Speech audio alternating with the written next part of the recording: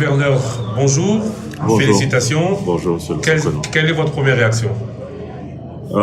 La première réaction, c'est une réaction de joie, bien évidemment. Il ne faut pas se cacher que c'était un combat qui était assez dur. Après les 2 reports de la CENI, c'est un soulagement que tout notre périple et les 9 mois de préparation aboutissent sur cette victoire. Donc je ne vais pas cacher ma joie. Mais aussi, d'emblée, c'est vraiment beaucoup de joie pour mon équipe, pour toute l'équipe qui m'a soutenu pendant les 9 mois. C'était pas évident pour eux de supporter le stress, surtout dans le contexte que l'on connaît. Donc voilà, je suis content pour mon équipe et que je remercie chaleureusement. Je vais remercier tous ceux qui m'ont entouré. Tous ceux qui m'ont entouré, mais les honorables députés, bien sûr, ceux qui nous ont accordé leur voix et qui nous ont fait confiance pour la suite et le destin de la province. Remercier la population qui a été avec nous, remercier toutes les personnes qui ont concouru, les candidats, particulièrement la sénatrice Ngoudianza, avec qui nous sommes allés au 2e tour et qui, pendant toute la campagne, a été tout à fait digne. Elle a fait une campagne propre. Et j'en profite pour la remercier et lui dire que je suis en train de l'appeler et qu'elle n'a toujours pas décroché. Mais je vais insister jusqu'à ce que je puisse lui parler.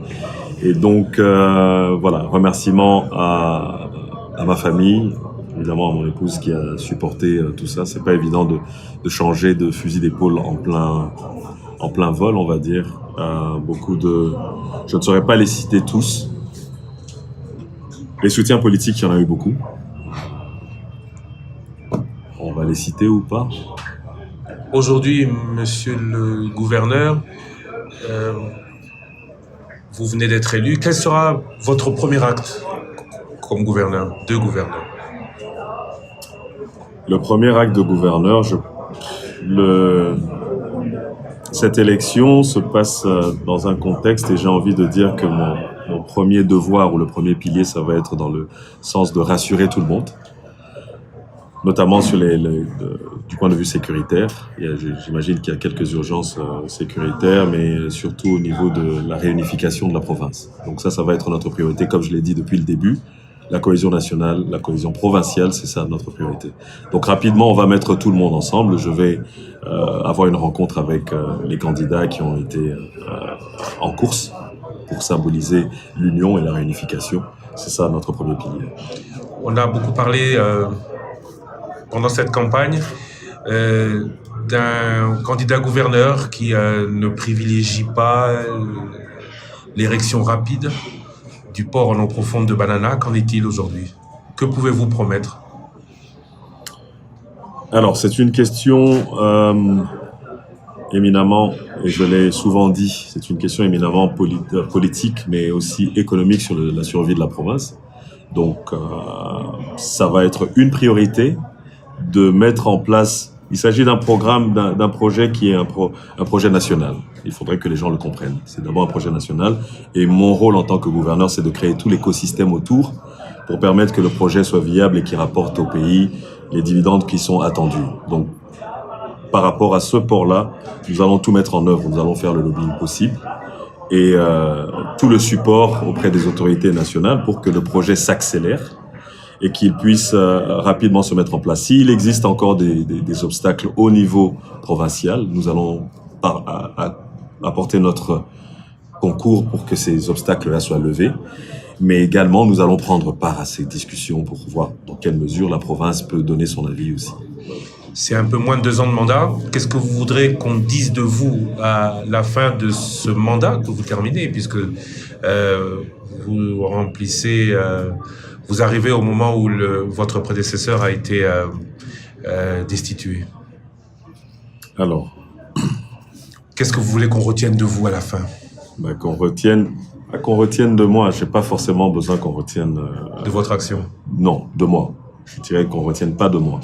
Mais ce qui va être fait, c'est sûr qu'en 18 mois, autant les pessimistes considèrent que 18 mois c'est court, mais pour une personne et une équipe qui a une vision claire sur la question, 18 mois c'est suffisant pour redonner l'espoir. Déjà, 18 mois c'est suffisant pour restaurer la sécurité. 18 mois, c'est suffisant pour établir une cohésion provinciale et 18 mois, c'est suffisant pour remettre les choses sur les rails. Il y a plein de projets qui ont été qui vont être mis en place. Donc, on parle des infrastructures de base, on va parler des infrastructures de développement, même si on ne sera pas en mesure dans les 18 mois de pouvoir les mettre en place, mais au moins on peut les structurer.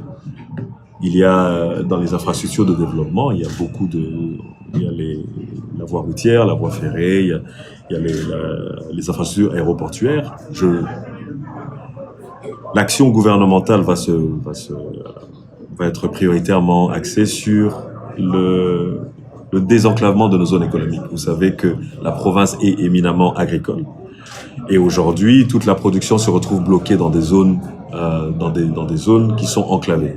Donc, au bout de 18 mois, on pourra désenclaver nos 5 zones économiques qui sont connues, donc par des projets qui sont clairs. Du point de vue infrastructurel, les infrastructures de base avec le programme des 145 territoires du chef de l'État, nous allons l'accompagner et il y a beaucoup d'autres choses qu'on pourra faire. Monsieur docteur, au fait, comment ça va se passer pour ce volet professionnel? On reste le médecin dans l'âme. Je crois que ma profession me permet justement de poser les diagnostics qu'il faut et apporter les solutions en feu. Avec une profession de médecin, ça vous donne une logique dans une façon de faire. Et donc, c'est cela qui va nous permettre de poser les bons diagnostics, de mettre en place les stratégies et se donner les moyens pour avoir les résultats. C'est juste ça. Monsieur le gouverneur élu, Guy Bandou Ndoguidi, je vous remercie. C'est moi qui vous remercie. Du 2 au 7 mai, Top Congo FM est au Congo central. La fréquence utile déploie ses micros et caméras de Kassangoulou à Mwanda. Focus sur une province, richesse et potentiel. Qui sont les leaders Congo? Vendredi 6 mai, l'élection du gouverneur en direct sur votre radio et sur la chaîne YouTube de Top Congo FM. Pour vos publicités dans ces éditions spéciales, joindre le 081 330 69 96 commercial@topcongo.fm.